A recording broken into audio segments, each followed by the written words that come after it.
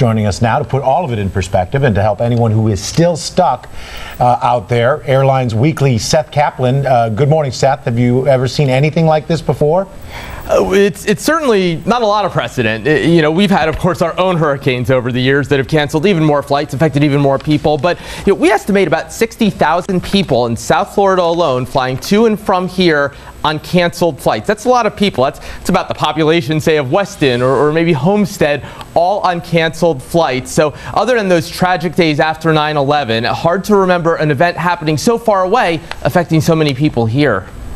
Seth, everyone has already gotten to where they're going, or are some people still trying to crowd into the packed flights after all those cancellations? I mean, have we caught up? Yeah, Nikki, with everything that went wrong this week, one thing that was lucky is that it wasn't a very busy holiday travel period, for example. It's late October, early November, and it was midweek. So not as many people trying to travel and more empty seats later in the week to accommodate those people. Having said that, people at airlines tell me there are a few people certainly still trying to get to where they're going. So if you're one of those people that's stuck, or you have a family member that can't get out, is there anything that they can do to improve their chances of getting on one of those flights? Todd, there is. And the good thing is that this is good advice for anybody who's ever on a canceled flight, not just people stuck this week.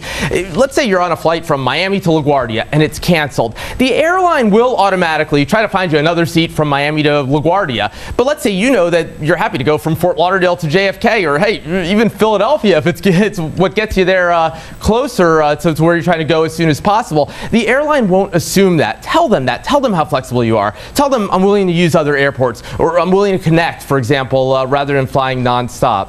Seth, a lot of people may want to cancel their trips to New York. I mean, look, they canceled the marathons. A lot of people are going up there to run it. What about the people who don't want to take their trip after all this?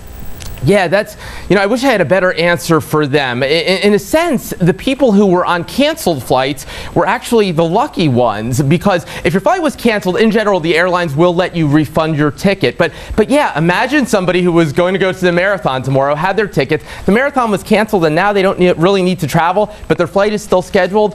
In general, airlines will let you now be very flexible about changing your plans, but they won't refund you if you're on a flight that is still happening. So for people who were, let's say, lucky enough, if you could call it that, to be on canceled flights, you could go on the airline websites, and they'll generally have a form telling them, hey, I don't want to travel after all, I want my refund.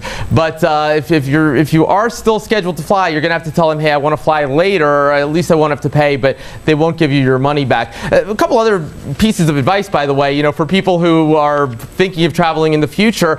One thing, very simple,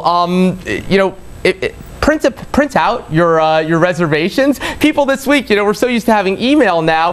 My sister called me from New York the other day and said, hey, we have a flight from JFK today, but we can't get online. What do we do?